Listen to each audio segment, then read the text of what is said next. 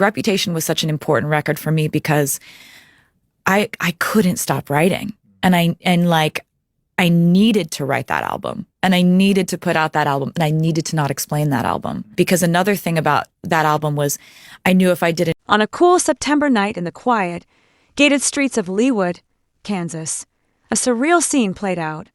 One that could have been ripped straight from a Hollywood thriller or a tabloid fever dream.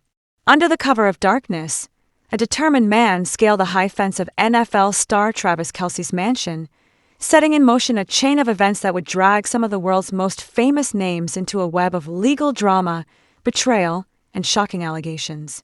It was just after 2 a.m. on September 15th. Most of Leawood's residents slept peacefully, but inside the Kelce Estate's security office, alarms blared. Security cameras caught the silhouette of a man in a ball cap creeping across the lawn. Within minutes, police cruisers, their lights off for stealth, converged on the property. The intruder, later identified as Justin Lee Fisher, was quickly surrounded and arrested. But Fisher wasn't your typical trespasser. He was a former police officer, and as it turned out, he was on a mission. He was there to serve legal papers to none other than Taylor Swift. The question on everyone's lips: why was Taylor Swift, America's pop darling, being served deposition papers at her boyfriend's home in the middle of the night? The answer is as labyrinthine as any legal thriller. It begins with Justin Baldoni, actor and director, and his on-again, off-again legal clash with actress Blake Lively, Swift's former best friend. The case, a swirl of defamation, sexual harassment, and countersuits worth hundreds of millions, had already made headlines. But when Baldoni's legal team named Swift in their filings for a now-dismissed $400 million countersuit, the stakes skyrocketed. Court documents reveal that the entire legal world was waiting to see if Swift, who has weathered stalkers, lawsuits, and public feuds before, would be compelled to testify. In an exclusive, Fisher's words were blunt. "I wasn't hurt or anything besides being arrested for doing my job and possibly losing my private eye license." His arrest sent shockwaves through the legal community. Process servers are rarely arrested, but few try to serve documents to the world's biggest superstar at the home of an NFL icon under cover of night. The timing was suspicious, too, just 2 days after a judge denied Baldoni's attempt to depose Taylor Swift. Was Fisher acting alone, or was this part of a desperate legal maneuver? Fisher maintained he was only doing his job, but the drama was far from over. Taylor Swift's connection to the Baldoni-Lively legal war is a tangle of friendships turned rivalries and Hollywood power plays. Baldoni had once been close to both Lively and Swift, but as the lawsuits flew, relationships soured. It was during a tense meeting at Blake Lively's penthouse in New York, during the filming of It Ends With Us, that things hit a boiling point.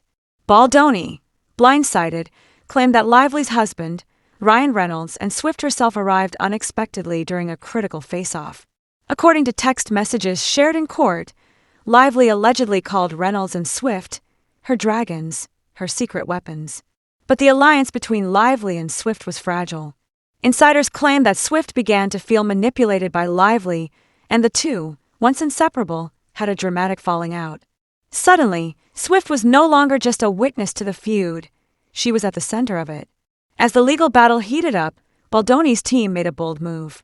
They sought to have Swift deposed, hoping her testimony could tip the scales. But Swift's legal team pushed back hard. In a letter to the court, Swift's lawyer, Doug Baldridge, stated in no uncertain terms that Swift would only testify if she was legally compelled. Judge Louis Lyman sided with Swift. He denied Baldoni's request for more time to depose her, noting that the Wayfarer parties, Baldoni's side, had failed to show why they couldn't have scheduled the deposition sooner. Discovery had been open for 6 months. Why, the judge wondered, were they only now scrambling to get Swift's deposition? The timing of Fisher's break-in, just 2 days after the judge's denial, seemed almost too coincidental. Was Fisher acting out of desperation, hoping to catch Swift off guard and serve her before the window closed? Or was this merely a spectacular miscalculation? Kelce's mansion, normally a fortress of privacy, became the epicenter of speculation. Was Taylor Swift even home when Fisher jumped the fence? Sources suggest she may have already left for tour rehearsals, leaving Fisher's late-night mission doomed from the start. But the incident rattled both Swift and Kelce. Already dealing with a persistent stalker, Swift's security detail was on high alert. Friends close to the singer say she was shaken but resolute, determined not to let legal drama or unwanted intruders disrupt her life. Fisher, now facing charges of trespassing, is scheduled to appear in Leawood Municipal Court on October 15th. His future as a private investigator is uncertain. The legal community is watching closely. Will he be made an example, or will the case quietly fade away? Meanwhile, in the courts, the drama rages on. While Baldoni's request to depose Swift was denied, the judge granted Lively's request for more time to depose Baldoni and his co-founders. The legal chess match continues, with each side maneuvering for advantage. Despite the drama, Swift's team insists she has no material role in the lawsuit. In legal filings, they argue that Swift's connection to the case is tangential at best, a byproduct of Hollywood's tangled friendships and business deals gone sour. But Baldoni's lawyers aren't giving up. They claim Swift initially agreed to a deposition and even shared her availability for late October. Swift's camp disputes this, saying they only learned about the deposition plans days before Fisher's ill-fated visit. The truth may never be known. But for now, Swift remains on the edge of a legal storm, ready to testify if compelled, but unwilling to be dragged into someone else's feud. At its heart, this saga is about more than legal maneuvering. It's about the intense pressures and shifting alliances of celebrity life. Swift and Lively, once best friends, now estranged. Baldoni, seeking justice, or revenge, in a case that has already consumed careers and reputations. Travis Kelce, unwittingly drawn into a drama that has nothing to do with touchdowns or Super Bowl rings. And then there's the public, watching, speculating, hungry for the next twist. As the dust settles, questions linger. Will Taylor Swift ever be forced to testify? Will Fisher's arrest become a cautionary tale for overzealous process servers? Could new revelations come to light as depositions proceed and friendships are tested? One thing is certain, this story is far from over. With Swift's name still in the headlines and the legal drama still unfolding, the world will be watching every move, every motion, every whispered rumor.